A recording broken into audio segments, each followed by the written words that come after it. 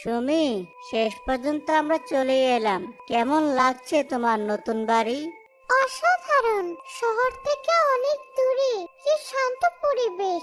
আর ওই গাছটা দেখেছো, কি বিশাল। মনে হচ্ছে পুরো বাড়িটাকে নিজের ছায়ায় আগলে রেখেছি। হ্যাঁ, গাছটা আসলেই বিশাল। গ্রামের লোকেরা এই বাড়িটা কিনতে বারণ করছিল, বলছিল এই তেঁতুল গাছে নাকি কৃষকের উপদ্রব আছে।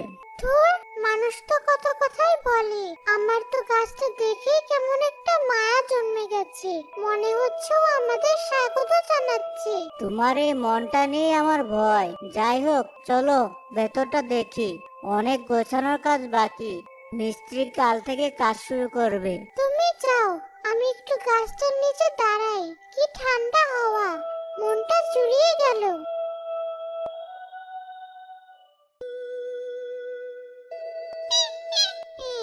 নতুন শিকার এসেছে তাহলে, এদেরও তাড়াতে হবে। কত যুগ ধরে এই গাছটা আমি পাহারা দিচ্ছি। আমার স্বামীর শেষ স্মৃতি। আমি থাকতে কেউ এই গাছের একটা পাতাও ছিঁড়তে পারবে না। কিন্তু আজকাল আমার হয়েছে কি, কিছুই মনে রাখতে পারি না। কত বছর হলো? 100 না 200? দূর, যাই হোক, এমন ভয় দেখাবো যে ওরা পালানোর পথ পাবে না। আমাকে আমার পুরনো শক্তি ফিরে পেতেই হবে।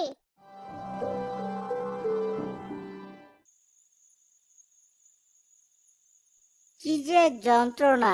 এই জানালাটা কিছুতেই বন্ধ হচ্ছে না। পাল্লাটা একদম বেঁকে গেছে। মিষ্টিটাও আজ আসবে না বলে ফোন করলো। খোলা থাকলে রাতে মশা ঢুকবে যে।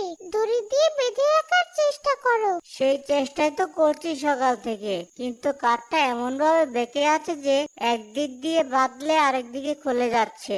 আমার আর ভালো লাগছে না। এই তো পেয়েছি সুযোগ।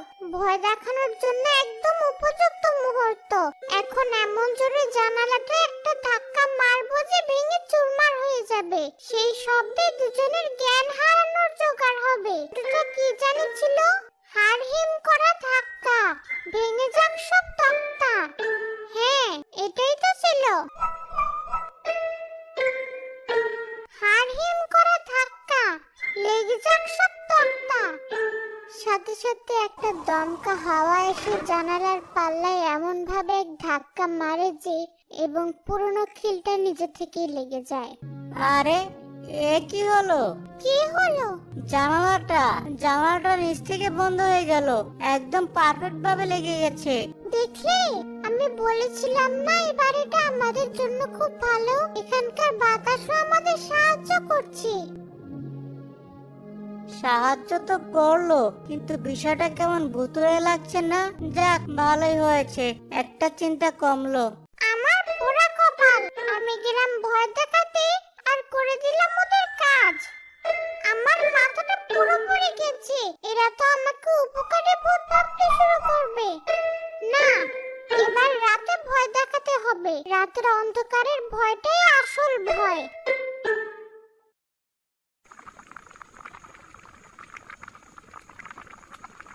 ইস, তরকারিটার লবণটা একটু বেশি হয়ে গেছে। এখন কি করি?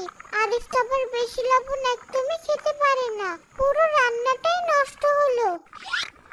এবার আর কোনো ভুল নয়। এবার আমি ওদের খাবারটা একেবারে বিষ বানিয়ে দেব। মানে বিষ না, একটু তেতো করে দেব, যাতে মুখে দিয়ে ওয়াক করে ফেলে দেয়। মন্ত্রটা ছিল তিক্তং তিক্তং মহামিষ্টং, খাবার হোক অমৃতের মতো। সুমির লবণাক্ত তরকারির বাটি থেকে এক অদ্ভুত সুন্দর গন্ধ বের হতে শুরু করে। আরে, এত সুন্দর গন্ধ বের হচ্ছে কোত্থেকে? আমার তরকারি থেকে তো লবণটা কি কমে গেল?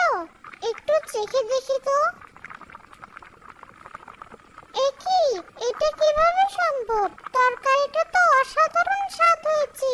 লবণ, ঝাল, মশলা সব যেন একদম মাপে মাপে দেওয়া। মনে হচ্ছে কোনো নামকরা বাবুর্চি রান্না করেছে। আমি তো এত ভালো রান্না কোনোদিন করিনি। সুমি, কি রান্না করেছো আজকে? অবিশ্বাস্য! কোনো রেস্টুরেন্ট থেকে আনলে নাকি? সত্যি করে বলো।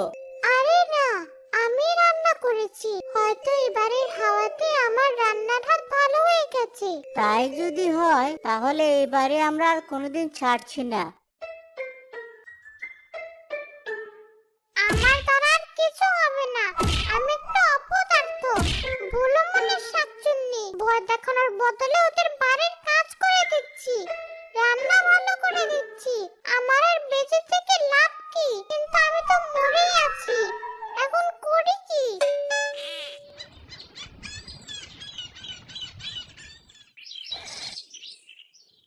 তোমরা এখানে নতুন এসেছো বাবা?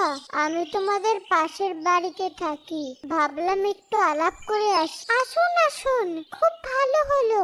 আমরা ভাবছিলাম প্রতিবেশীদের সাথে পরিচিত হব।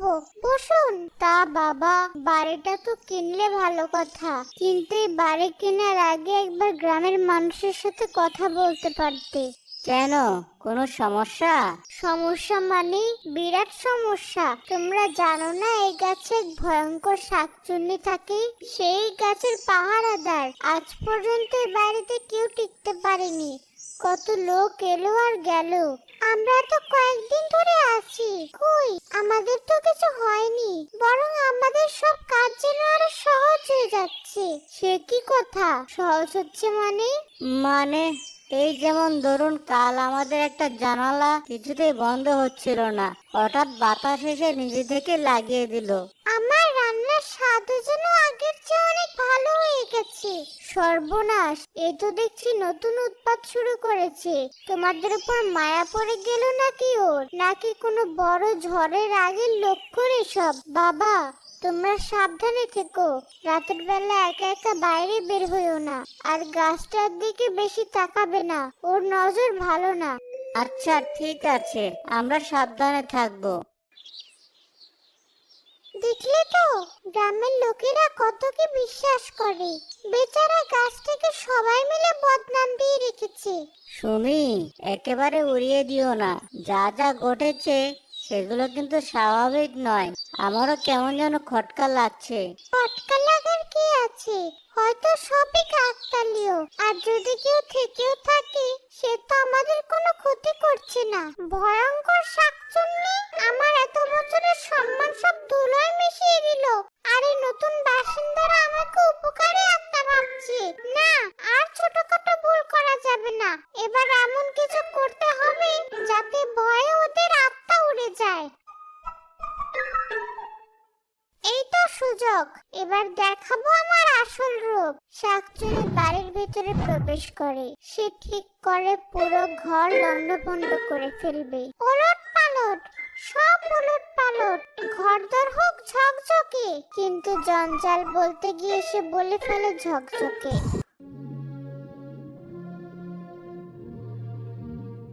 আরে, ঘরটা এত পরিষ্কার কে করলো? আমরা তো যাওয়ার সময় সব অগোছালো ছিল।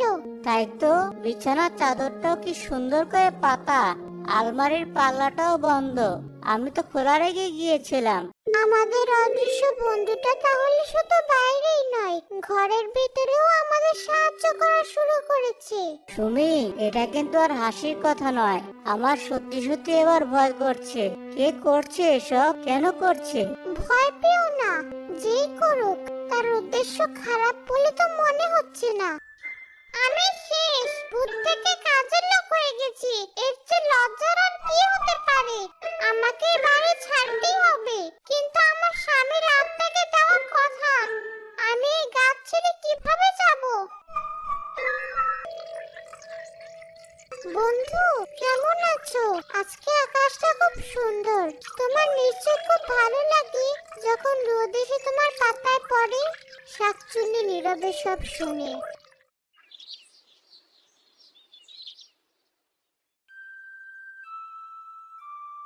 দাদা, দেখতে গাছটা চাল মোটা গড়ি, এর কাঠ বিক্রি করলে আমরা 1 বছরের রোজগার একেবারে করে নিতে পারবো।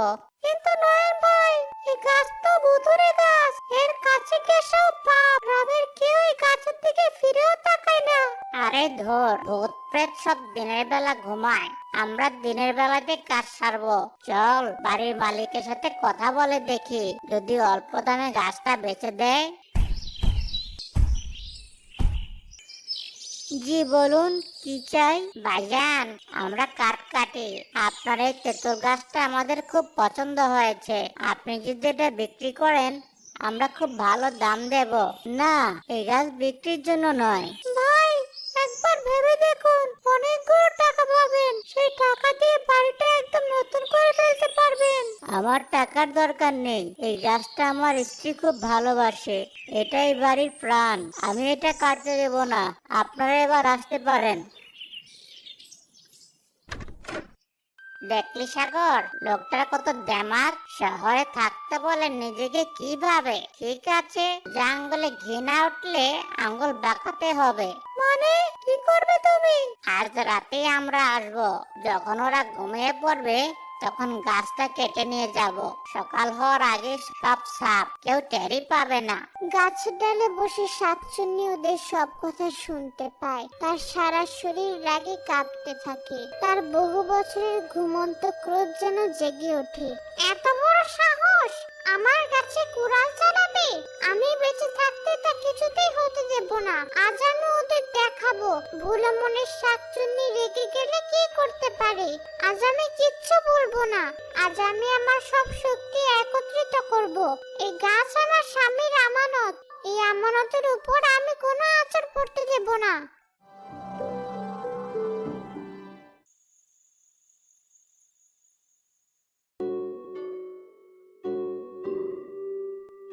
ভাই, আমার বুকটা কেমন ধড়ফড় করছে।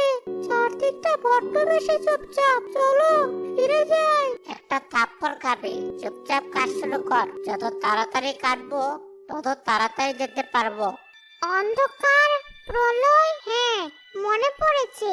অন্ধকার নামক প্রলয় আসুক। যে আমার গাছে হাত দেবে তার সর্বনাশ হোক। এই প্রথমবার শাকচুনি কোনো মন্ত্র নির্ভুলভাবে বলতে পারলো। আর সাথে সাথে যেন প্রকৃতি তার কথায় সাড়া দিল।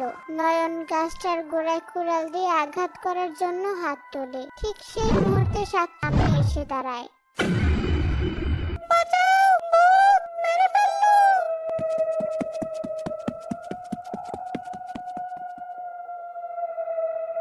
কিসের শব্দ? বাইরে কি হচ্ছে? চলো গিয়ে দেখি।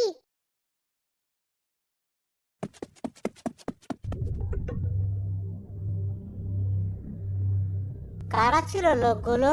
চোর নাকি? না, ওরা গাছটা কাটতে এসেছিল। তুমি কিভাবে জানলে? আর ওরা আমার চিৎকার করে পালালো কেন? আমাদের বন্ধু আজ আমাদের গাছটা বাঁচিয়ে দিয়েছে। শাকচুনি তার সমস্ত শক্তি ব্যবহার করে খুব ক্লান্ত হয়ে পড়েছিল। সে ধীরে ধীরে গাছের ডালে মিলিয়ে যায়। পরের দিন সকালে পুরো গ্রামে রাতের ঘটনা নিয়ে তোলপাড়। শুনেছো বাবা, কাল রাতে কি হয়েছে? নয়নার সাগর গাছটা কাটতে এসে ভূতেদের পাল্লায় পড়েছিল। এখন তাদের যায় যায় অবস্থা। আমরাও চিৎকার শুনেছিলাম। আমি তো তোমাদের আগেই সাবধান করেছিলাম। ওই শাকচুন্নি ভালো নয়। সে নিজের রাজত্বে কাউকে ঢুকতে দেয় না। তোমরা খুব ভাগ্যবান যে তোমাদের কিছু করেনি। ও আমাদের কিছু করবে না মুমিনা খালা। ও তো আমাদের বন্ধু। কিসব বলছো এসব মা? ভূতের সাথে আবার বন্ধুত্ব হয় নাকি? মাথা খারাপ হয়ে গেল তোমার? মোমেনা বেগম বিড়বিড় করতে করতে চলে যায়। সুমি, কাল রাতে আমি নিজের চোখে কিছু না দেখলেও অনুভব করেছি। এক অদৃশ্য শক্তির জন্য আমাদের বাড়িটাকে ঘিরে রেখেছিল। আমি আর অবিশ্বাস করতে পারছি না। শেষ পর্যন্ত তাহলে তুমি বিশ্বাস করলে? বিশ্বাস না করে উপায় কি? কিন্তু ও আমাদের সাহায্য করলো কেন?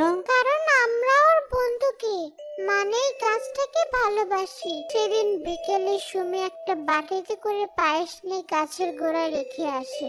এটা তোমার জন্য বন্ধু। কাল রাতে তুমি অনেক পরিশ্রম করেছো। আমি জানি তুমি এটা খেতে পারবে না, কিন্তু এটা আমার তরফ থেকে তোমার জন্য ভালোবাসা।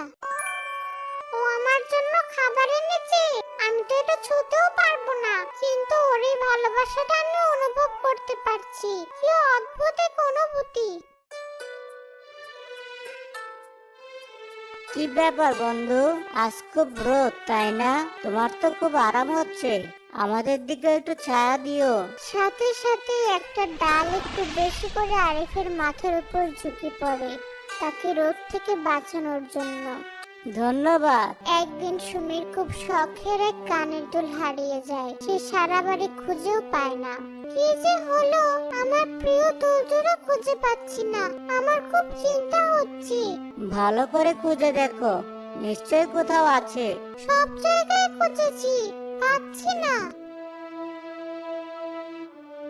বন্ধু, তুমি কি আমার দুলটা দেখেছো? ওটা আমার কাছে খুব দামি। যদি খুঁজে পাও আমাকে একটু সাহায্য করো। দাঁড়াও, আমি এক্ষুনি ওটা খুঁজে দিচ্ছি। এবার আর কোনো ভুল করব না। দুলটা এনে মেয়েটার কোলের উপর ফেলে দেব, ও খুব খুশি হবে। শাকচুন্নি কানের দুলটা খুঁজে এনে সুমির কোলে এনে ফেলে। আমাকে সাহায্য করার জন্য ধন্যবাদ বন্ধু। তুমি সারা জীবন আমার বন্ধু হয়ে থেকো।